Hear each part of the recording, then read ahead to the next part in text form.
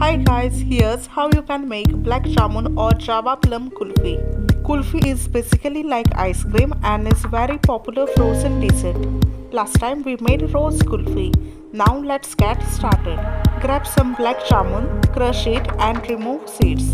Then add milk along with milk powder, sugar, pinch of salt and condensed milk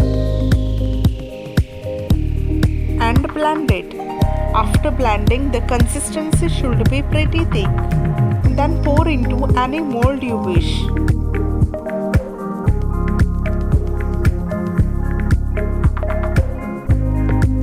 And freeze it for at least 8 hours. And that's it.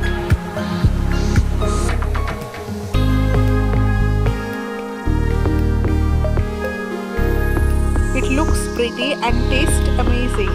Try this today. Hope you enjoyed. And if you are new, then don't forget to subscribe.